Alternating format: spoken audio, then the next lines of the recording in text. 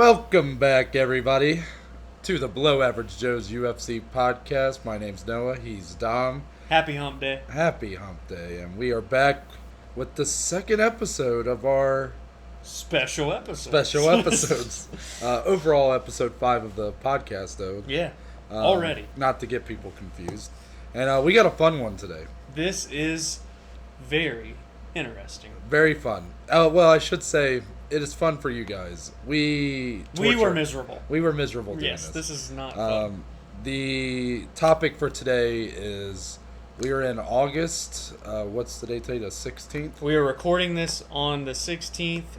You are watching this on the 19th of August, 2020. So really nothing's going to change in 3 days with titles. Well, I would assume.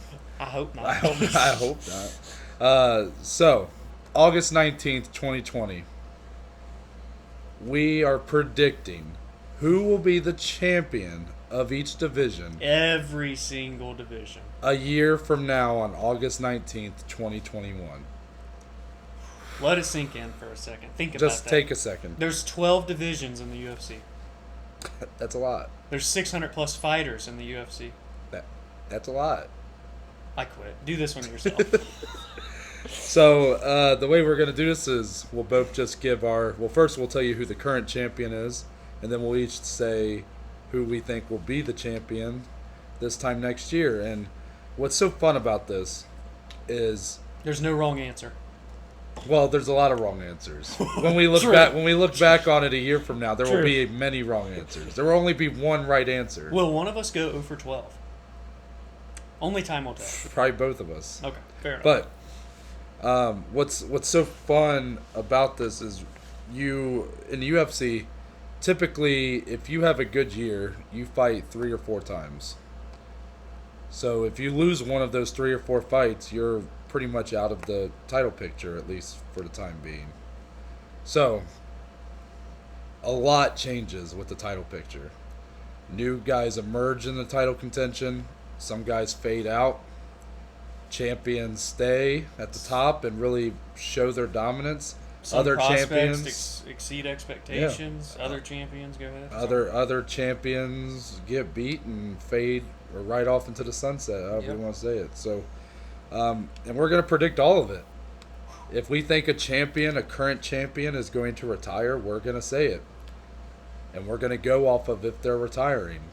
If we think they will stick around, we're predicting how it goes if they stick around. There will be no cheating in this episode. I was one that cheated in the first edition of this. I will not be cheating today. And you will not be either. I already changed my pick and we haven't even started. Are you serious? Yes. I think I did too. As I'm sitting here. I think I did while I was talking. But yeah, I guess... let's get into this. Let's just get into it. And we're going to start with the women's divisions. Lightest to heaviest. Yeah, the lightest division. The 115-pound division. Women's... strawweight. I was about to say flyweight. Women's strawweight. Now, wouldn't a fly technically weigh less than a straw? Huh? The fuck are you talking about? Carry on. You don't get it? Flyweight. Hear me out, folks. Listen. Flyweight is 125. Strawweight is 115. But if you really weighed a straw and a fly, don't you think a straw would weigh more? All right, so the current 115-pound division champion is Weili Zhang. The dominant. Well, I shouldn't say dominant. She's only had one title defense, right? Oh, she's dominant. Well, I mean, okay. This woman is 21-1. She's a dominant fighter. She started her career 0-1 and hasn't lost. And she actually, at this time last year, was not the champion. She won it a couple weeks. She won at the very end of August over Jessica Andrade. So in dominant fashion. So really, she's had her one title defense since winning the belt against Joanna in what is fight of the year right now. And besides that, we've been waiting to see when she'll fight next. I'm sure she's having troubles. It's supposed to be Rose. Yeah, supposedly Rose Namajunas is up next. So Dom, will Weili Zhang still be champion at this time next year? I'm going to be honest with you. I'm going to be honest with our lovely listeners. Mm-hmm. I originally, on my notepad, And you know how important the notepad is. Right. If it's written, it's probably going to be stated in the podcast. Sure. That's not happening.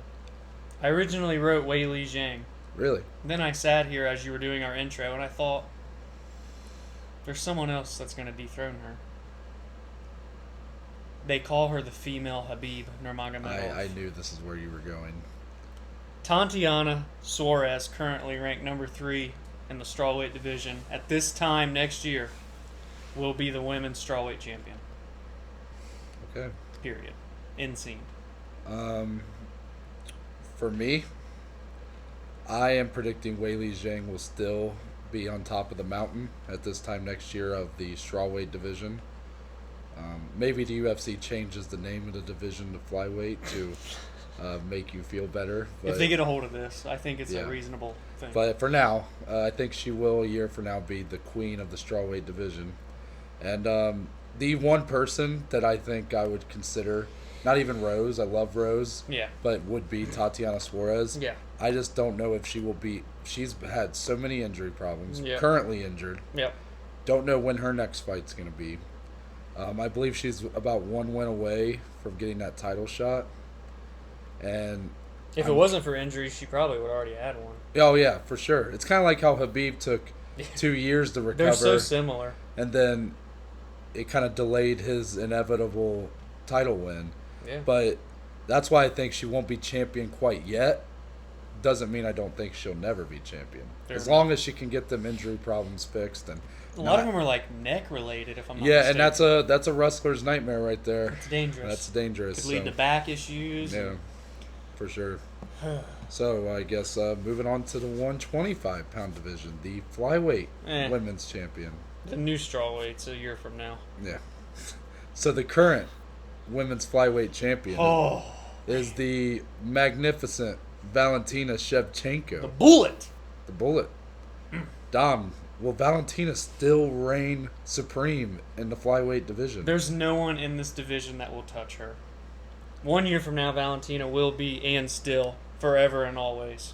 Mm-hmm. Now, if she fights Jennifer Maia next, which I don't know if they even announced it yet, but that's probably Dana what's gonna said happen. that's what's going to happen.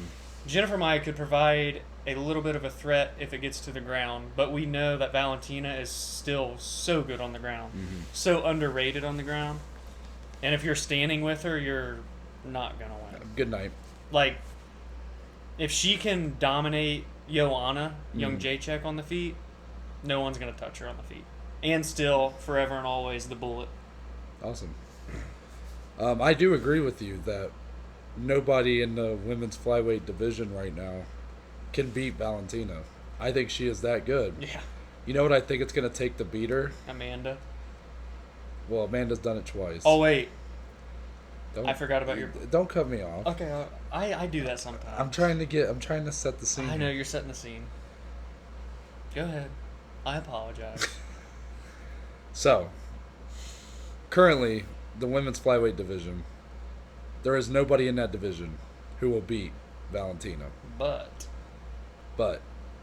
the current strawweight champion, Wei Li Zhang, I believe, will be the woman to dethrone Valentina at flyweight. And be a double champ. And be the champ.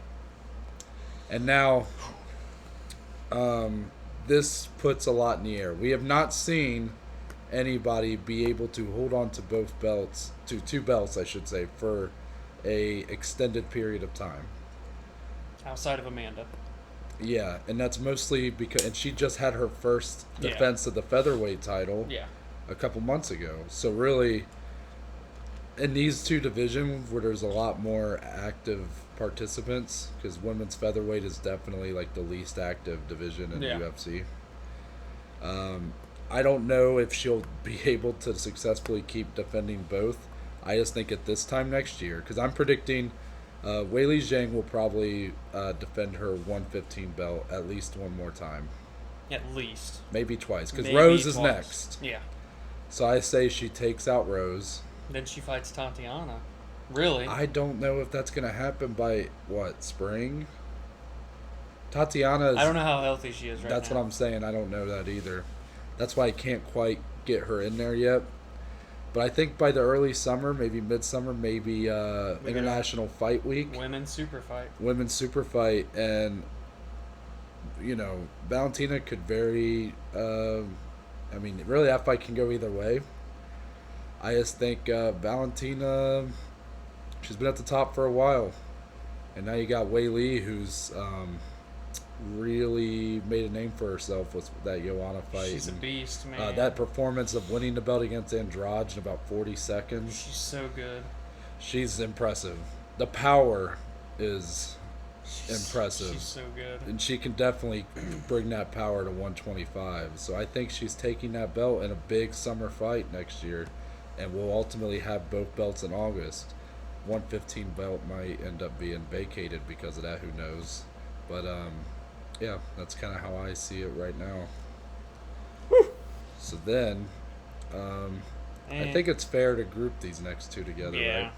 I mean, it's the same champ now. So next we got our women's 135 and 145 pound divisions. That's the women's bantamweight and women's featherweight, respectively. Currently, the women's GOAT. Yeah, it's not even really close. The Lioness, Amanda Nunes, is on top of both. Dom, will Amanda Nunes still be on top? I'm just sitting here chuckling as if I'm looking through the rankings thinking something's going to change. There ain't a damn person stopping Amanda Nunes other than herself. Yep. The only way Amanda is not still the champion at 135 and 145 is if she retires. Agreed. Point blank, period. Agreed. I agree with you so much that that's who I put for both. Yep, same. And I was very close, ladies and gentlemen.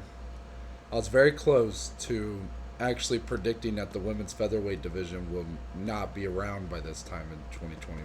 Especially if Amanda retires. Yeah. And I think that's the only way it does get taken away. And I'm not ready to predict her retirement that in a year from now. I think she might still go on for a bit longer. But that women's featherweight division, you have to think, is essentially the only division that does not have a top 15 rankings. Right. It was a division created specifically for Chris Cyborg because she had such a hard time making 135, but she was such a big name that they wanted to have her, and they made a division for her. We saw how that turned out. Well, Cyborg doesn't even fight the inaugural title fight. It's Jermaine Durandamy and Holly Holm. And then she never even fights either one of them. And Durandamy and Holm end up having a pretty lackluster fight, with Durandamy landing 2 punches after the bell. Very bad punches, too. Very bad punches, and they did not take a point away, so she ends up getting a decision win. And what was overall just not a good card. Yeah. And Durandamy says that she will not defend against Cyborg because of Cyborg's PED past failures. So then the UFC's like, what the fuck? You really thought you were going to get this belt for a division that we created for Cyborg and not defend it against Cyborg. Yeah. So she gets stripped like less than 2 months after winning the belt. Yeah. And then Cyborg ends up winning the belt, holds it for a long time until Amanda comes in and beep bop, bloop, done. Night night. Yep. Asleep on the canvas. Yep. She's dreaming. Dreaming. Yeah. She face planted on that canvas. Ran off the Bellator. Yeah, she gone. Well, I don't want to say it like that, but you get. She did win another fight. Yeah, yeah, she gone. She gone. She gone. So yeah, I don't see anybody beating Amanda Nunes. I've yet to see someone that can. I don't even know who's gonna. It's what's even worse. It's not even. I can't see someone competing with Amanda Nunes right now. No. Let alone, I can't even see someone who's worthy of a title shot against her right now. No. In either division. I'm sure someone will step up. There's a contender in featherweight before there is in bantamweight. Yeah, and it's Megan Anderson. Megan Anderson. Look at the featherweight rankings on my phone. There is none. Ladies and gentlemen, I know you can't see this right now, but I have the women's featherweight rankings pulled up on my phone. There's no rankings. It's a picture of Amanda with the belt, and that's it. If that tells you anything about that division. That's the way it should be. So, moving on. So that's the women's division. There's division. only 4 women's divisions. So my end, I guess mines are kind of boring because I only have 2 champions for 4 divisions. But I really think the whole 125-pound women's title is interesting. Yeah, I do too. Because that's what people newer viewers may not realize, but that women's flyweight division is fairly new. Yeah, it is. A couple years. And it's nice to see that division's pretty much Thriving flourishing. right Yeah, now. Jessica Andrade, the former strawweight champ, is planning to move to that division. That's interesting. Yeah. That we didn't even mention, but You were even thinking about potentially maybe giving her that, she can slam people on their head. Yeah, she's that's a tough ass chick, man. Yeah. We saw her fight in Cleveland. We did. She was the first fight of the card. Little side. Oh, so this is when it No, comes out. actually, Episode 5. No, it's gonna wait. Okay. I think that'll. You're just building suspense. Yeah, we're building suspense. There is a story that you guys will hear at some point. It'll probably. Never mind. I'll ruin that. Yeah. That'll be a. You see why? Spoiler. I held back? Yeah, now? yeah. There is a story about Dom, and we went to this card September 2016. I had just became a fan in June, so I'm still pretty casual. Like, I'm into it, but it's like I don't know a lot about it still. So Dom's telling me a lot about these different fights going on. The first fight of the main card was Joanne Calderwood. Yep, JoJo. Against Jessica Andrade, and Yep. Dom said something that will forever be the bane of his existence. Yeah, till the grave. Yep. It'll be on your tombstone. And you guys have to wait to hear about And it. you have to wait to hear about it. All right. Now, Here we go. the Men's flyweight, Men's 125 pounds. now we do have a big fight coming up that could potentially alter this prediction. That's what makes this so fun, is that we do have title fights coming up every month that will ultimately change this. 255, it was announced that as of now, the headliner will be the current flyweight champion, Davison Figueiredo, against Cody Garbrandt, the former bantamweight champ, No going down love. in weight. Our boy from Ohio. Yeah. So- Don't like it. So, yeah. We've discussed mixed it. thoughts. Yeah. Dom, Not big on it. will Davison Figueiredo 1 year from now. be the champ of the flyweights, the king of the flyweights, as Henry has said? Yes. Mm-hmm. The way he looked against Benavidez in 2 fights, specifically the second one, that dude is terrifying. There is not a guy in that division that I think carries the power that man does. The speed, the everything. And we'll get into him versus Cody in the actual preview episode, but let's just say I don't see Cody winning that fight. Mhm. Yeah, Figueiredo beats Cody and continues on. Probably takes out like a Moreno next or Askarov. Yeah, he's not losing that belt. Based off of the performances I just saw, nah.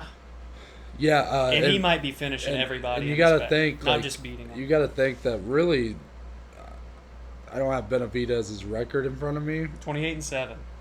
but the only losses he's really had as of the last few years was Mighty Mouse. Yeah. Like, he was, that's been his one. Literally 3 of Joe's 7 losses are to Mighty Mouse. Yeah. He beat Henry Cejudo, who has went on to become Triple C, King one of of French. the best, one of the most accomplished, at least ever. Yeah. And he goes into that title fight, and I think a lot of people thought it was his crowning moment. Like, he finally gets to be the king of the flyweights. Yeah. And Figueiredo misses weight. There's a accidental headbutt. Yep. Figueiredo hits him with a crazy right hand that just floors him, and fight over. But Figueiredo misses weight, doesn't get the belt. Can't win the belt. They Second immediately rematch for the belt again. Mm-hmm. Didn't go so good for Joey B. It was a horror movie. Yes. It was scary. I Genuinely scary. have never been more terrified watching a fight in my life. Yeah. It was bad. I sat there with my sister watching that fight, and I legit almost had tears in my eyes. I was so It was I was hard so to scared. watch. Like, I thought he killed Joseph Benavidez. Literally murdered a man in the octagon. was Thank bad. God. Thank God. Thank God he didn't. But wow. That's how scary that dude is. And I just, I don't know. I just don't see.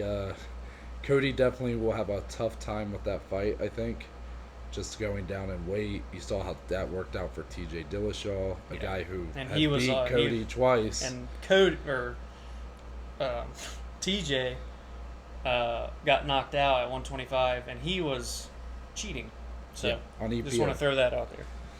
So, needless to say, I think Figgy's going to have a long, long reign of that division as long as he wants to stay at 125. Exactly. Because he is big enough to move to 135. Yes, And he you've is. seen, and you saw with Cejudo, that's what his move ended up being. And Figueiredo is bigger than Cejudo. Who knows? Maybe Mighty Mouse, if he had stuck around longer, would have done that. But yeah, I guess the aforementioned 135, the men's bantamweight division. What a division it is right now. Yeah, really. This is the division that's going to be one of the hardest to predict, I think, because I feel like from here on out, they're very hard. It's very hard.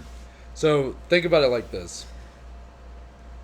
We just at Fight Island, UFC 251, a month ago, got crowned our new men's bantamweight champion in Peter Yan. Yes. I accidentally called him Peter Yan before, but it's Peter Yan. He beats Jose Aldo convincingly. Yes.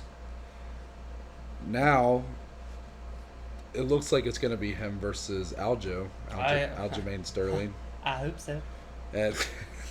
And from there, like, we have a killer's row behind them waiting for their shot. This top 5, really the top 10, is just nasty. So Dominic, Yeah. Will, Peter Yan, Reign supreme? reign supreme of the men's bantamweight division. No, he's not even going to have one title defense. You think Aljo's going to beat him, don't you? He will fight Aljamain Sterling, and if Aljamain looks anything like he just did against Sanhagen, he will win. And not only that, but he takes my list here on the notepad as the bantamweight champion 1 year from now. Aljamain Sterling. I think he, against Jan, would pull off a decision victory, however. Which, again, we can break that down in a preview episode if the fight gets announced. But, yeah, my champion 1 year from now, bantamweight, Aljamain Sterling. Interesting. That's a good pick. I mean, he definitely has a lot of momentum. And I love right the now. camp he's at. Yeah, Sarah BJJ out in New with York. Ray Longo, and there's a bunch of killers We got out Matt there. Sarah. Then we were talking about Marav Davalishvili. Yeah, He looked incredible. yeah. They may have to fight at some point. They, Probably. we mentioned that last. Yeah, I mean, who knows? They may not. But then you got, Chris Weidman's in that camp, things like that. So that's a good pick. The Funk Master. He looked incredible against Sanhagen. He took me by surprise because I had Sanhagen winning that fight. That's who I picked, and woo, I was wrong. Yeah. I'm also going to say that Peter Yan will not be the champ at this time next year. However, I don't think it's Aljo that holds the belt. I think it's the Magic Man. The Magic Man. Marlon Moraes. So, Marlon Moraes has fought for the belt before. Now tell me his path to the title. Okay, so first I'll say that he did fight Henry Cejudo for the bantamweight belt. Henry coming off that awesome showing against TJ for the flyweight belt. TJ gets popped for EPO. Henry moves up to bantamweight to fight Marlon Moraes, who was the obvious number one contender of that division. Marlon looks really good early. The leg kicks are a problem for Henry. He dominated round 1. Henry even, I'm pretty sure, broke his foot or something in that fight. Second round, though, Henry makes the adjustments. Marlon kind of tires out a little bit. Yeah. And ends up kind of getting beat up leading up to the finish. And since then, Marlon... He's only had one fight. I think his only other fight since then was against Jose Aldo. Jose's debut at bantamweight. In a fight a lot of people didn't think A Marlon lot won. of people thought Jose won that fight. So this pick is definitely, I guess, bold for that reason, because he's, in a way, coming off of two unconvincing performances as far as his title aspirations. His way to the title, essentially, for me. It's pretty much been confirmed without being confirmed that Moraes' next fight is going to be against Corey Sandhagen, Right. who you just talked about losing to Aljo. That's Moraes, a fun fight. It's a fun fight, and Corey Sandhagen is, again, no joke. He could be. Yeah, he easily. definitely could. I mean, he really didn't even get a chance to show anything against Sterling. It was just like Sterling just came in, pounced on him, got him down in that rear naked choke, and it was done in like a minute. I think Moraes wins that fight against Sandhagen. I think he's too powerful I think that power is going to basically make Sandhagen fold a little bit.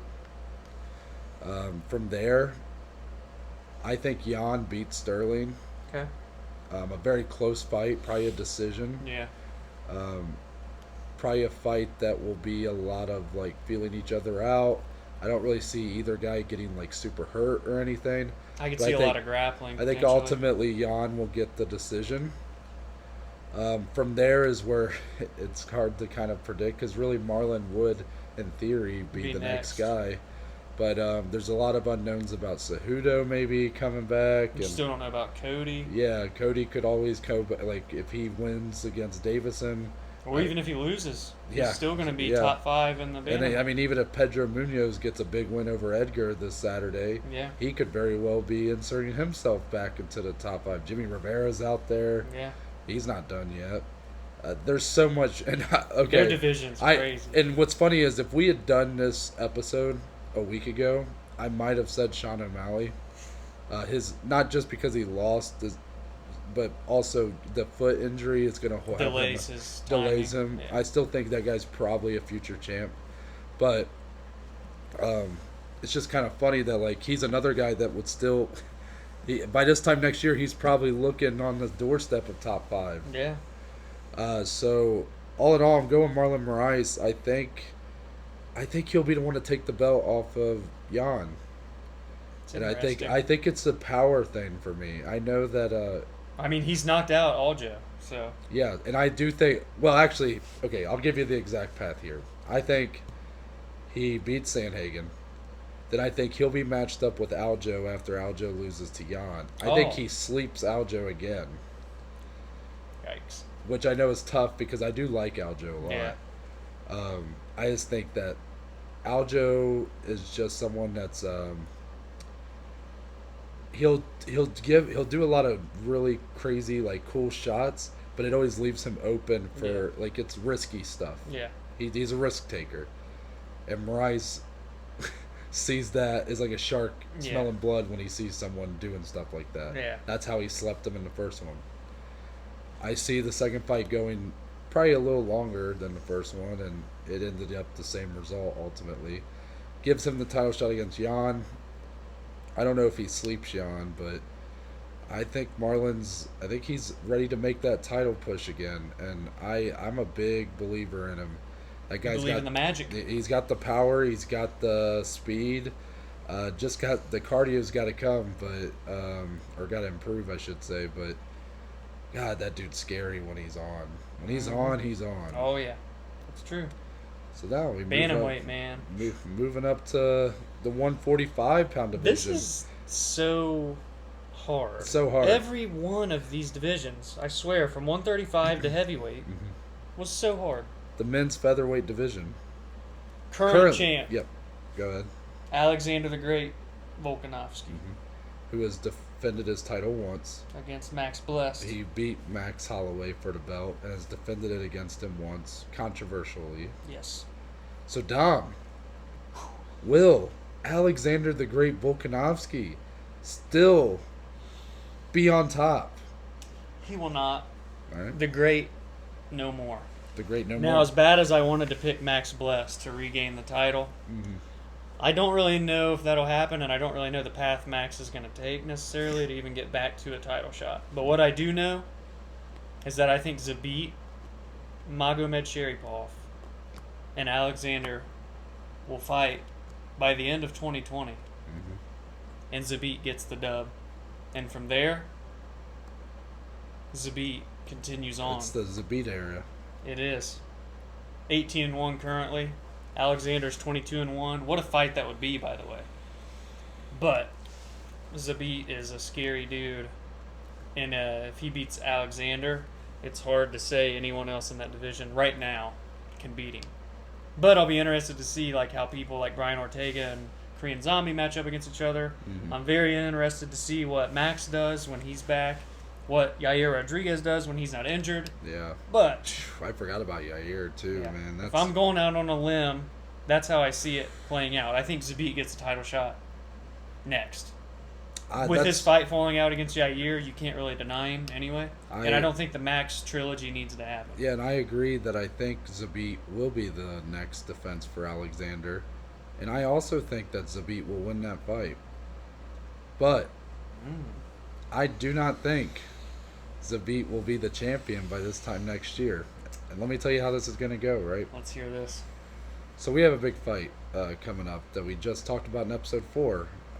Brian Ortega versus Korean Zombie. If you haven't listened to episode 4, by the way. Yeah, check it out. I had a lot of fun with that one. Oh, yeah. Chen Sung Jung. Zombie. I think Korean Zombie wins that fight.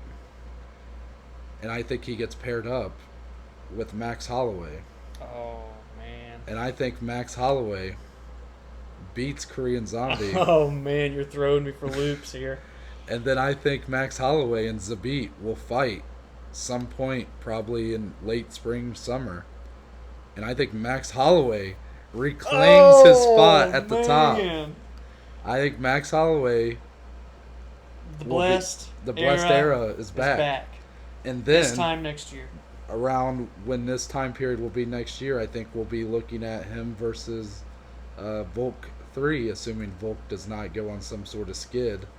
Because you got to think, Volk loses the title, guess who he's probably paired up with? Yair. Ortega or Yair. Yeah, Yair's still in there.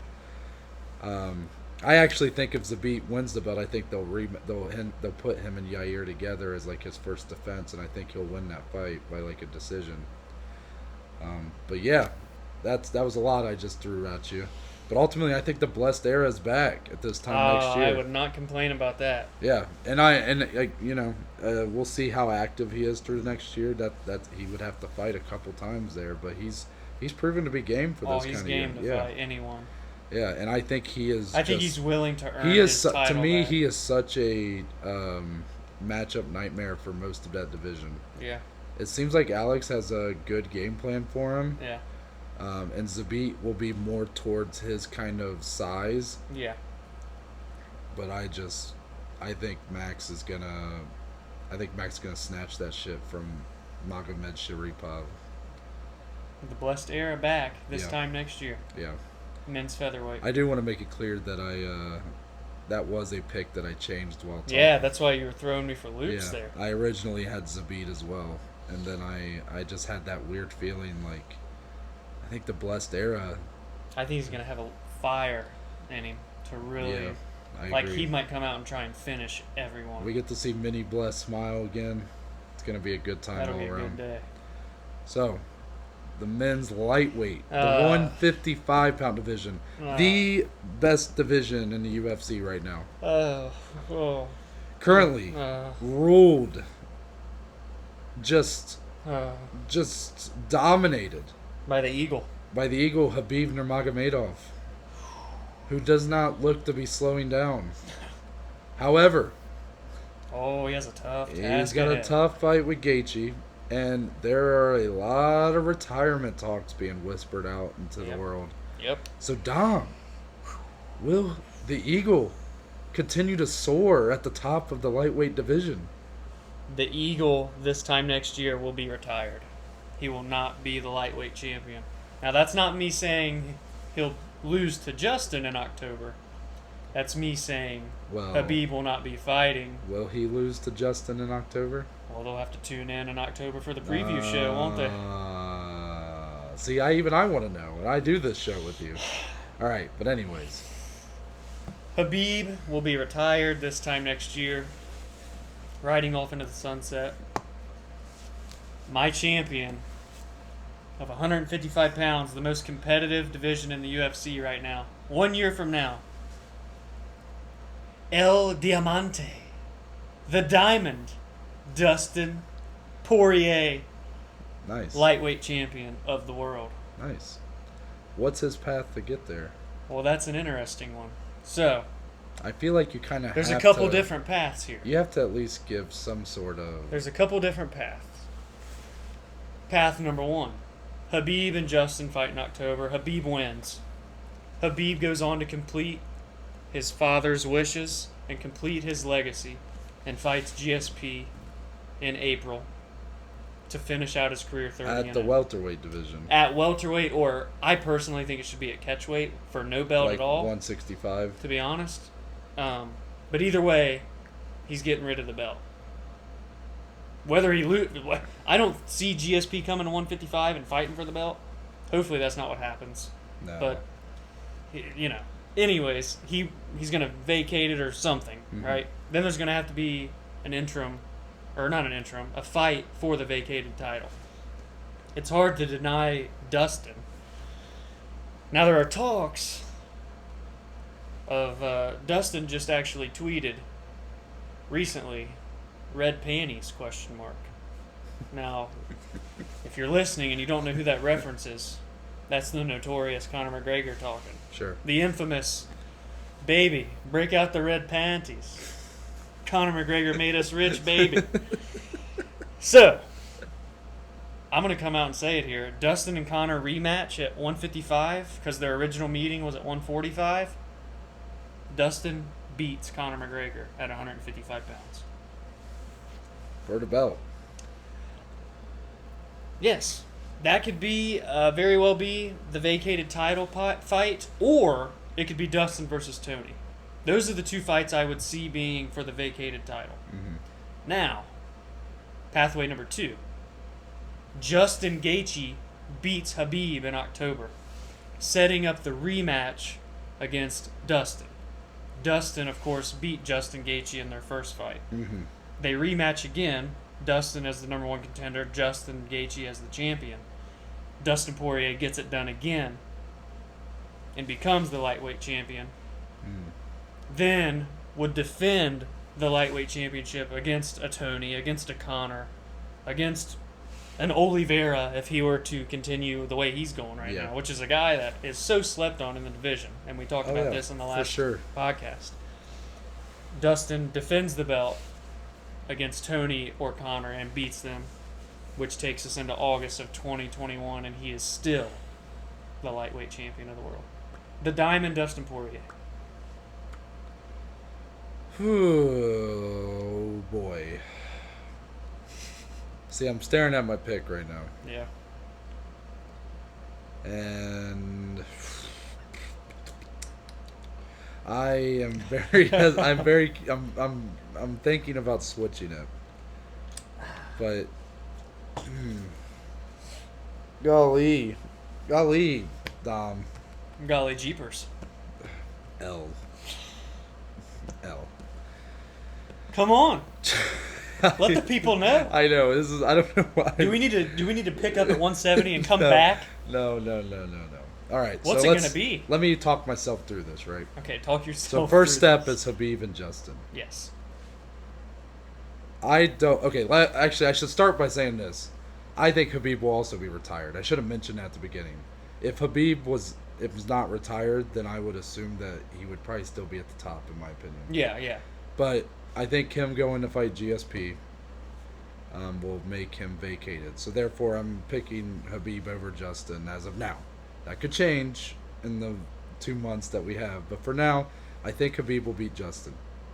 I think he'll end up vacating at some point in the next few months. And you get a fight like Justin Gaethje versus Dustin Poirier. And Gaethje gets revenge. revenge. I think Gaethje gets the revenge this time. Therefore, making Justin the champ. And that is what I originally had. But in my head, I'm torn on if Justin will likely defend one time before this time next year. Yeah. And the only name that's sticking out to me as a potential title defense is 2 people. It's Tony Ferguson or the notorious Conor McGregor. And which one is going to be more likely? Conor McGregor. So are you about to say what I think you're about to say? You got Justin Gaethje versus Conor McGregor. Justin Gaethje in the biggest spot in his life, the biggest fight he will ever have against Conor McGregor. The biggest name in the sport. The biggest name the sport has ever seen. And that is why, psych, I'm going with Justin Gaethje. Oh my goodness. Nah, you Connor fanboys, get the fuck out of here. Whoa! I was like, Justin gonna smash your boy. Whoa, keep listening to the podcast. You don't have to turn it off. This is all Noah. Oh, I'm just kidding. I love Connor, but I was actually for a second really thinking about switching it to Connor. I think that'll be Connor's next fight. I don't think he'll fight again till around the summer or A Justin spring. Gaethje title shot. Yeah, I imagine that he will not fight until then. I mean, a lot of it's going to depend on when fans are back, because I think the UFC is really being reluctant to put him in a fight when they can't get any live gate from it. Yeah. And that's understandable. And it's not like Connor's ever been one to necessarily be like, yeah, let me fight 3 months from now. Yeah. That man takes longer damn breaks than I do at work. But, like, Christ, man, that fight's really exciting, and I definitely could see it going either way. But I think Justin, he's been showing a new Justin Gaethje is a dangerous and that's my reason for man. picking him over Poirier. I think Poirier looked great in that fight with Dan Hooker. That's a fight that went back and forth. Another fight That's of the a fight of the year contender. And Dan Hooker was hitting him with everything. But Dan Hooker is not Justin Gaethje when it comes to that power in his hands, that wrestling ability. Not that Justin ever shows it, but Justin touches people and puts them to sleep. Yeah, and while I don't think he beats Khabib, I think he'll give a good enough performance that'll warrant him getting a title shot off of the loss against Dustin. I think he'll win that, and I think he will beat Conor McGregor to hold on to the belt by this time next year, or they'll at least be planning for that fight. And you know what's so hard about this is, like, there's still a guy in the top 5 named Tony Ferguson. Yeah, and I feel bad not talking about. I feel bad not talking about Tony, because I think a lot of people are sleeping on Tony again because he just lost to Justin convincingly. Yeah. And that's ultimately the reason why I don't think Tony will be champion, is because Justin looked so good against him. Yeah. I'm not saying that if they fought again, Tony wouldn't have a better game plan or look better, whatever it might be. But I do think Tony will bounce back, and I think you could be looking at a rematch with the two of them this time next year, but I don't think he'll be fighting for a title in the next year. We haven't even heard any news on when his next fight will be. I wouldn't be surprised if it is Dustin. And it's a fight that makes sense. Or Dan Hooker. Or Conor. Those are the only three Conor people. won't happen. I just don't see it. But that's my thoughts on the 155-pound division. Just a terrible division to try to... We're going to have so much fun looking back on this next year. That's going to be so much fun. Now, moving up to welterweight. 170 pounds. Moving up 15 pounds. The current welterweight champion, the Nigerian Nightmare, Kamaru Usman. And Usman has looked good. He dominated Tyron Woodley. Had a fight of the year contender against, well, probably was the fight of the year of 2019 against Colby Covington.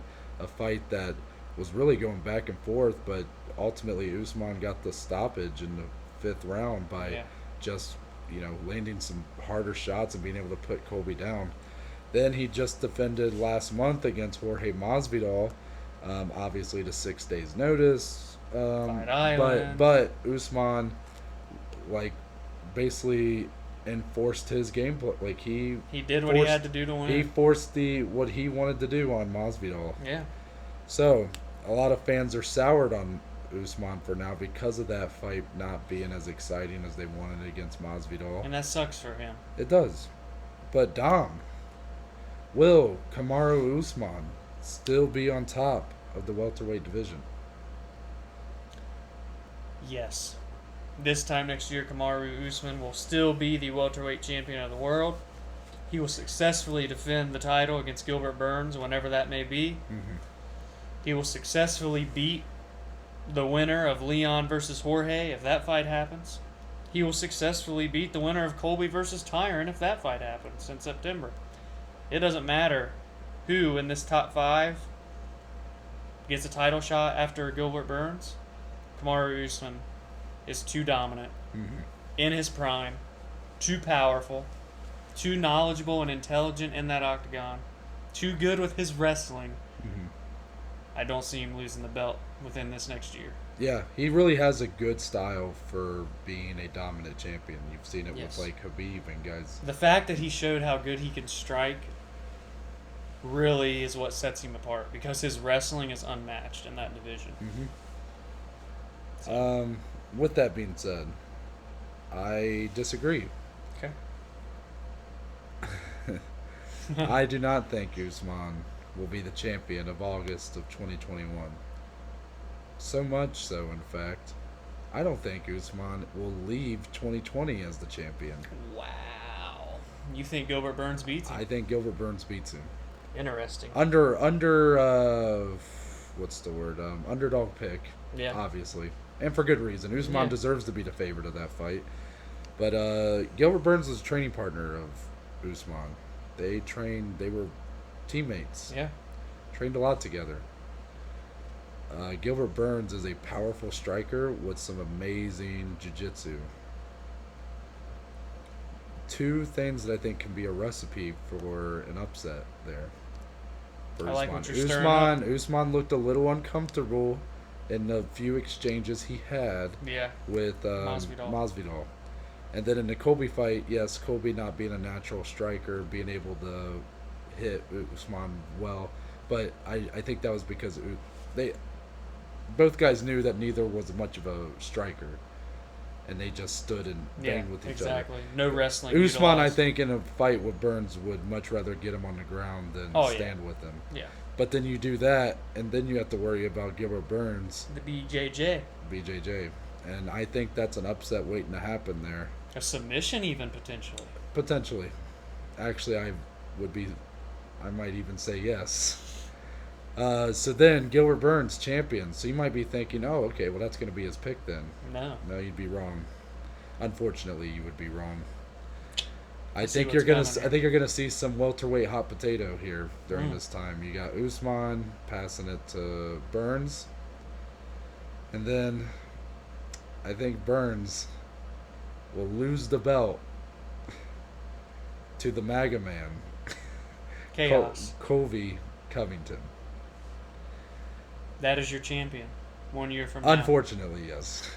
Now, Colby, don't get me wrong, Incredible obviously. fighter. champion-worthy talent. Yeah. 15-2. Cannot say that I'm his biggest fan, but I respect his talent. I think Colby is going to beat Tyron Woodley convincingly. I agree. And then going off of there, the winner, like since Burns would win, I think that sets up that match with Covington. Right. Since it would, I mean, you could even argue that Colby, even if Usman did beat He could still Burns, get a rematch. I think he could get a rematch because that fight was so close up until Usman got the finish. But I think by this point next year, Colby will be champion, and I think you'll be looking at that rematch with Usman, which will be, I think it's going to be set up so well for, like, to be like a big fight. Yeah. Kind of like the fight we just saw yesterday. Like, I think it's going to be set up well. And if I'm being honest, in a potential rematch with this two, I think I would pick Colby to win. Well, you thought Colby was winning that first fight. I thought Colby was winning that first fight up until he lost. I keep saying that. Yeah. But I thought he was getting the better of those rounds, at least the majority. I thought it was probably 2-2 going into the fifth, but I thought Colby was winning the fifth up until the last minute and a half or so. It doesn't really give me much pleasure, but Colby is just, I mean, he is a dog, man. You can't take away the talent. His pressure and you know, for as much as people kind of make fun of like his striking, It's not like he's bad. The Usman fight notwithstanding, because neither guy is a natural striker. You're gonna bring up the Lawler Robbie Lawler fight. That fight, he set a record. He did whatever he wanted to Robbie Lawler in that fight, and I hate saying that because Robbie Lawler's one of my favorites of all time, but he looked like he was on another level against Lawler. I think Colby's got the skill set. I think I don't like the character he does, obviously, but that's kind of the point. Yeah. I think that character, even if it is like, I think that that can be money making for potential big fights.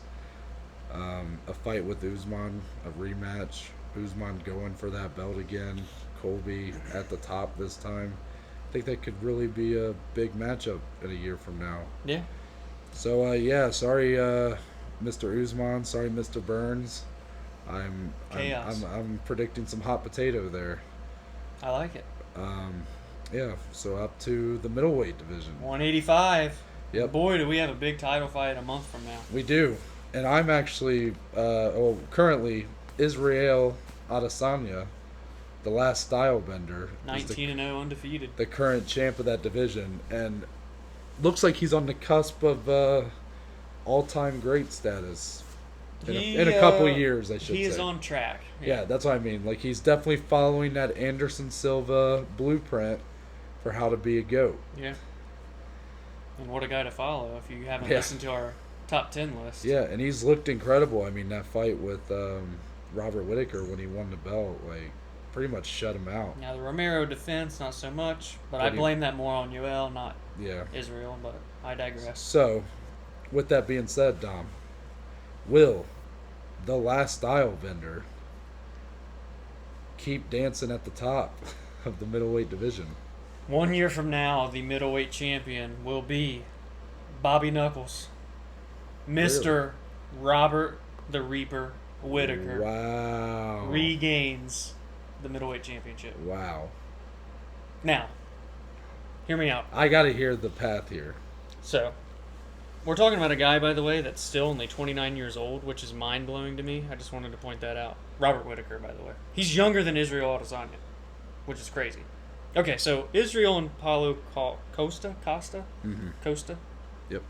Costa. Costa. Okay. They fight a month from now. I don't know who's going to win. Stay tuned for the preview episode, right? So whoever wins that fight, obviously, is the champion. Now, I believe that the co-main event for that fight, which has not been announced yet, I think it's going to be Whittaker-Cannonier. That fight is official. It's more so when it's going to happen.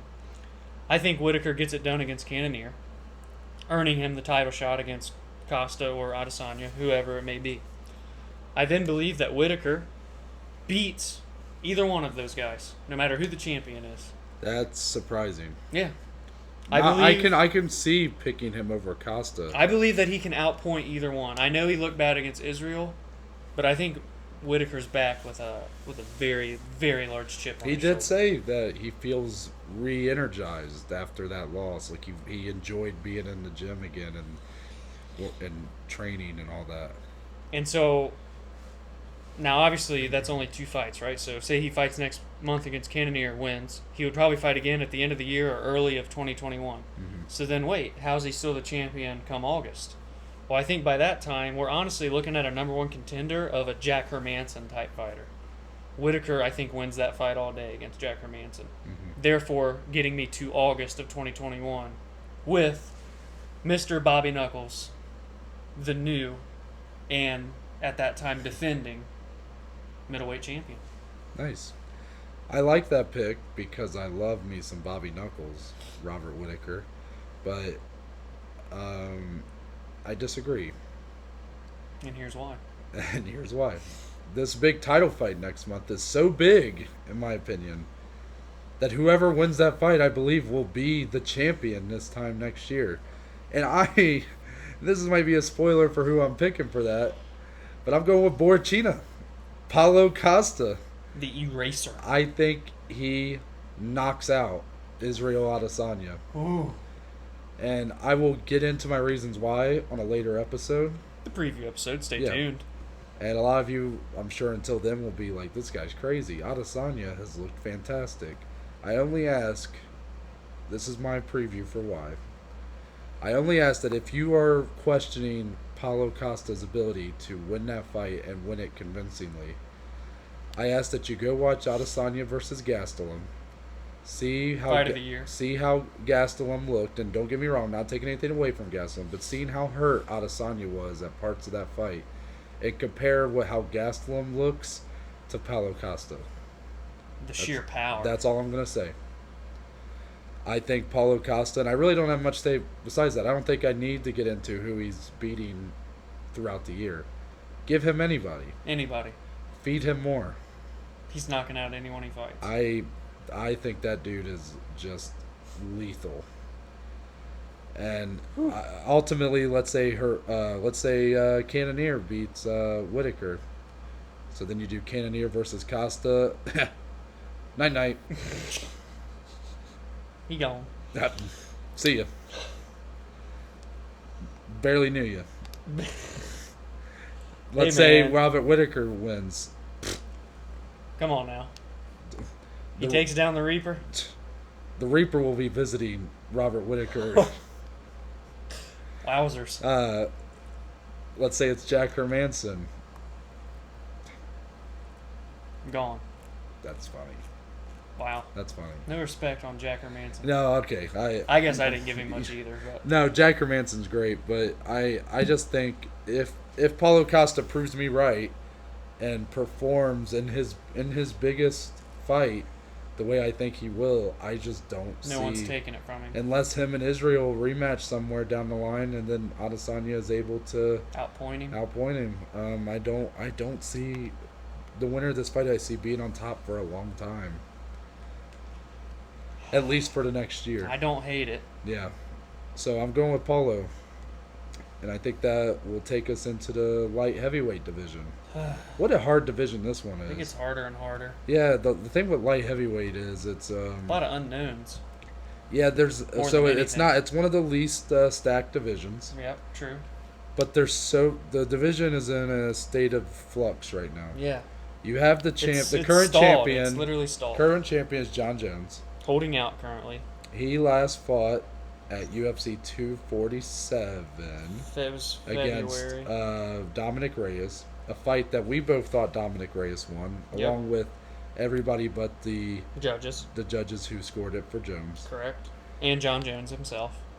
John Jones thought Reyes won? No. Like John thinks he won. Oh, okay. So John Jones and the judges. Yeah. Very close fight regardless. Yeah. He has not fought since, and he is now in a contract dispute or money dispute, however you want to word it, with the UFC brass.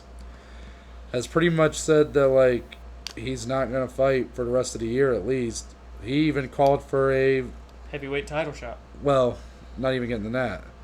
He called for the light heavyweight next title fight to be Dominic Reyes and Jan Blachowicz. Well, after Saturday, he starts jawing about being the next heavyweight champion, calling out Stipe. Yeah.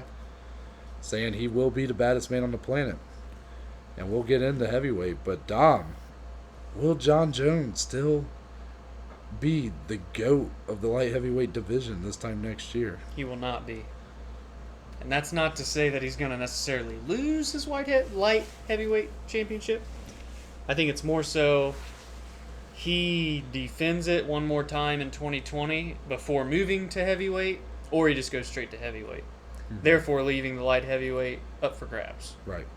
That is where I believe Mr. Dominic Reyes comes back into the title picture by defeating, more than likely, a Jan Blachowicz or a Thiago, assuming he can beat Glover Teixeira in a couple months.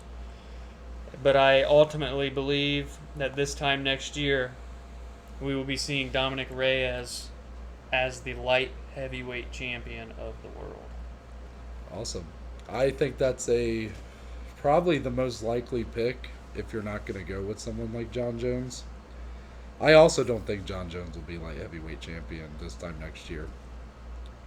I think that Dana White at the post-fight press conference, and really leading up this whole week when reporters had asked him about John Jones, he said that they reached out to John Jones to try to figure out, are you wanting to fight the rest, right now? Because he said there will be a light heavyweight title fight before the end of 2020. Sometimes Dana says stuff and is not able to hold up. True. Things change. But I believe that that's the plan. So I'm going off of that. I don't think John Jones is going to fight before the end of the year. I think Jan Blachowicz and Dominic Reyes will fight for the undisputed light heavyweight belt. You think it will be completely vacated? Not just an interim title fight? I mean, either way. That's the question. Either way, I think it'll end up being undisputed at some point. Fair enough. I think Dominic Reyes wins that fight against Blachowicz. All respect to Blachowicz. That guy really came on strong. Yeah. But I think Dominic Reyes is the younger, the faster, and the more technical fighter. Very technical. Yeah. Especially with that striking. Yep. Blachowicz might have a power advantage, but Dominic Reyes has got some incredible striking. Yeah. Very big guy, or tall, lanky guy as well. So I think he beats Blachowicz. And this is definitely getting ahead of myself, but then I think John Jones will be back in 2021. And I think he will come back to rematch Dominic Reyes. He is no longer light heavyweight champion. Dominic Reyes is, but he is coming back for the light heavyweight belt. I think John Jones beats Dominic Reyes more convincingly than the first fight. But then I think he moves up to heavyweight and will vacate the belt again. And tell me this is not the most John Jones scenario ever. So then, I don't know if it'll be Reyes fighting for the belt, but I don't think it matters who's fighting for the belt, because there's only one guy that's sticking out to me that I am ready to see get that belt wrapped around his waist. And that is? Thiago Santos. And some of you might have paused. Maybe some of you asked yourself, who is Thiago Santos? Thiago Santos is one of my favorite fighters in the UFC right now. And that is due to the fact that at UFC, 239. I think it was 239, yeah. I believe that's what it was. I think. Fact check us. He fought John Jones for the light heavyweight belt. With one leg. In the first round, I kind of forget how it goes. I think John is the one who does it to him, but ultimately, probably one of those damn oblique kicks. Thiago Santos tears his ACL, his MCL, his PCL, and his meniscus. All the CLs. Literally, his entire knee is gone. Done. In the first round of a five-round fight. See ya. 25-minute fight. See ya. You're on one leg now. One leg. For 20 minutes. And that's in the first round. First round. I thought Thiago Santos still won that fight. I agree. Thiago Santos put on the most incredible performance for someone with one leg. One leg against one of the best fighters of all time. After that fight, in his recovery, he had to learn how to walk with that leg again. Think about that. Now, you hear that, and when I first heard it, I got a little nervous. I was like, well, that's impressive. But how's he going to look upon returning? Well, he has a big test? He has a big test with Glover Teixeira, who I think he will steamroll. Knockout? Yeah. All respect to Glover for what he's doing at his age, but Santos is a freak. It's not fair. And I think Santos will be back in that title picture after that fight, but I don't think he will win the belt until right around the August. Yeah, I think it'll be sometime in that time frame. But I guess if I had to pick who he would beat to get it, it would probably be Dominic Reyes. And John Jones moves to heavyweight, and he will probably fight there for a very long time. Which I guess segues into the final division. one, the UFC heavyweight division, currently held by the greatest heavyweight of all time. Stipe Miocic, my favorite fighter of all time. One of yours. OH. IO. The man. The one and only. Now, Dom. We just skip this. We don't have to talk about this. We everybody who's listening knows we are huge Stipe fans, and they're like, all right, these guys are just gonna pick Stipe. Turn off the video. They're not gonna listen. Now, Dom, will Stipe remain the baddest man on the planet this time next year? Say it. You know you want to say it. And still. Stipe Miocic will still be the heavyweight champion this time next year. Listen. This man's coming off the best trilogy in UFC history. Dominated Daniel Cormier, wins 4 rounds to 1. He will defend his heavyweight championship at the last pay-per-view of the year, ideally, in quotations there, against Francis Ngannou, a rematch. He will defend successfully against the heavy hitter, the Mike Tyson of the UFC, as you say, Francis Ngannou. Another convincing, dominant victory. Potentially a finish, but definitely a win nevertheless. Right. This then lines us up for the super fight. The super fight. Now, ladies and gentlemen, if you don't know what I'm talking about, I mean Stipe Miocic defending the heavyweight title against another light heavyweight champion, John Bones Jones. Now, this is where we're going to differ, Noah. Possibly the biggest fight in UFC history. That's a big fight. Especially we're talking because you have to consider GOAT status. You have to consider that you're saying that Stipe will beat Ngannou a second time, and everybody thinks Ngannou is the next heavyweight champion. It seems. So him winning that, I mean, you are talking all-time great. I'm already talking that. I have him at number 10 on my list. He technically is my number 10 now, because I said if he wins, he passes Max. I mean, he's the undisputed heavyweight GOAT of the UFC.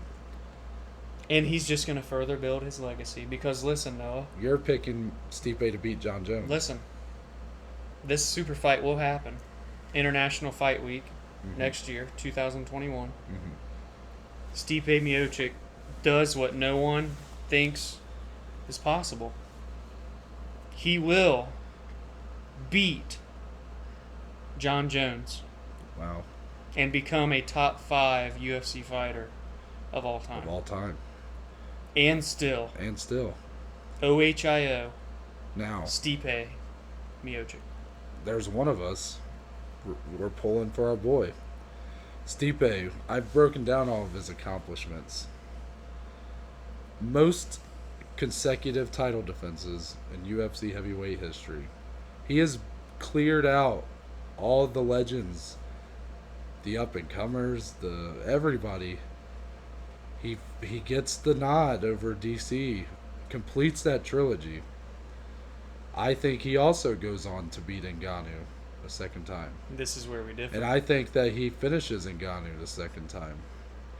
And then when I was talking about with Jones earlier, the reason, so Jones comes back, avenges that controversial win. At light heavyweight. Yeah, over Reyes. But then I think there's a greener pasture for him. And that's the super fight with Stipe at heavyweight. And Stipe is just the man.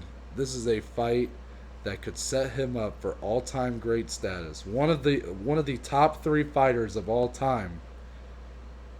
I think John Jones beats him definitively. That hurts you to say that, I know. It does hurt me to say that. By the way, I did want to say I don't just think Stipe's going to be the champ because he's like my favorite. I genuinely feel that in a fight versus John Jones, he can win that fight. But I just wanted to put that out there. I think John Jones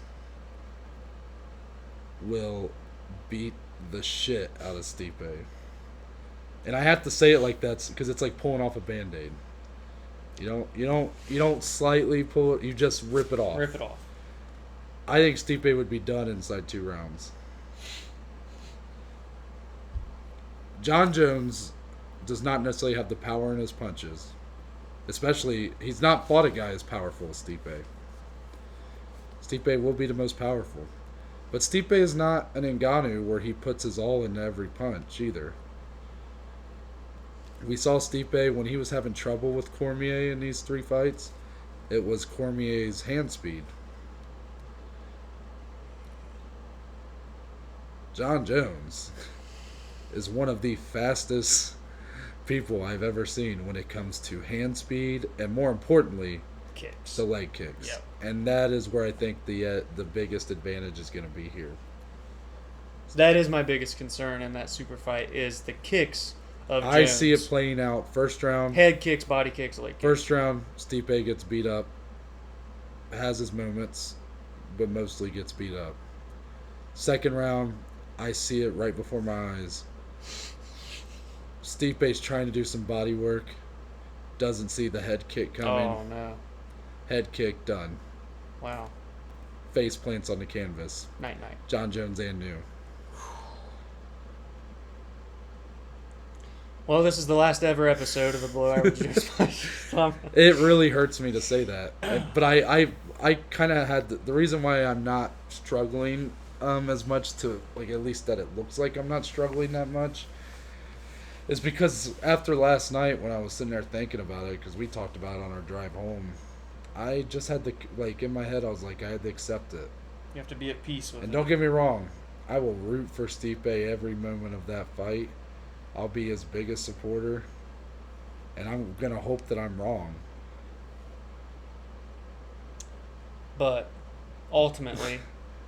But John Jones is a bad man, and I think John Jones will be declared the baddest man on the planet. That would put him at number one all-time, no debate. Passes GSP, passes... Probably. Anderson. Probably. Granted, there's no other trouble he gets into on the way there. Yeah. Which is not guaranteed. Yeah, those are our thoughts. What a fun episode. Yeah, so was there anything about mine that you found surprising, or because we didn't talk about our picks I'm going to say the one I was most surprised by was you picking Max to regain the title. Well, that's what caught me by surprise. I mean, that was definitely a late change, but the only one that I was going to say and held off on was, and I'm not changing my pick here, but I think it is a possibility that Davison Figueiredo could move up to 135 after 2 defenses of the flyweight title and potentially challenge for the belt there. And I genuinely feel he's big enough and strong enough to compete. Mm-hmm. However, I did not want to go out on that far of a limb because I felt the limb would ultimately snap out from underneath of me. But other than that, I mean, really everything is... Yeah. I mean, most of your picks I thought were pretty... I thought you had good reasons. Very reasonable. I think the one that I would be the most shocked of is Robert Whittaker. That's what I figured. And I love Bobby Knuckles. I would love to see that. I just think that those top 2 guys... I mean, I said it myself. I think those top 2 guys are the top 2 guys for the next year at least. Yeah. Besides that, though, I mean, I was very close to picking Cody for the flyweight title, but I kept thinking about the nightmares I had from Figgy beating Benavidez. I think we're going to have similar nightmares.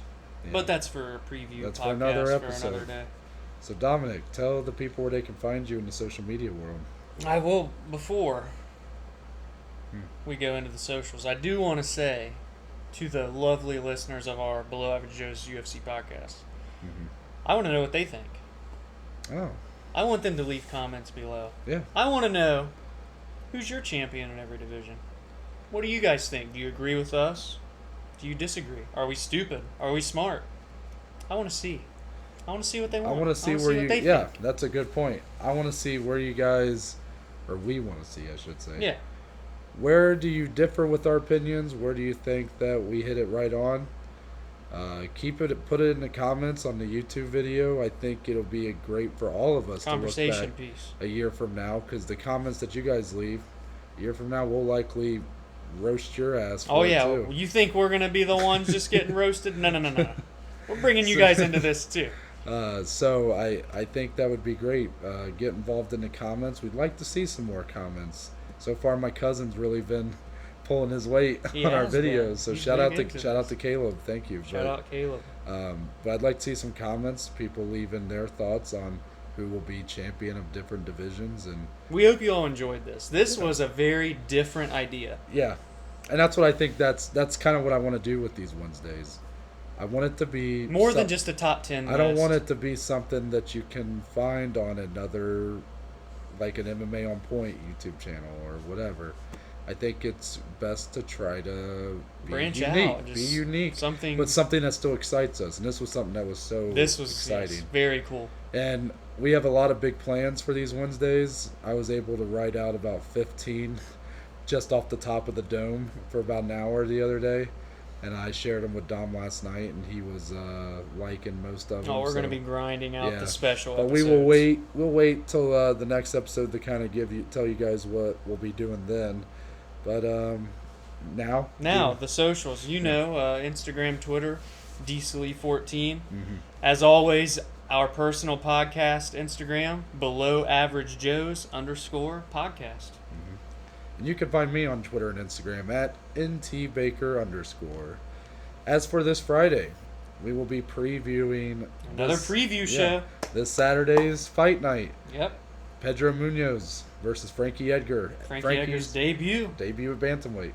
Long awaited. Yeah, so that'll be fun to go over that, preview what our thoughts are on that, as well as whatever news comes out. Oh, there's going to be some news from now until then. So we'll definitely be having some news. Hopefully, no fight cancellations Hopefully like last not. week.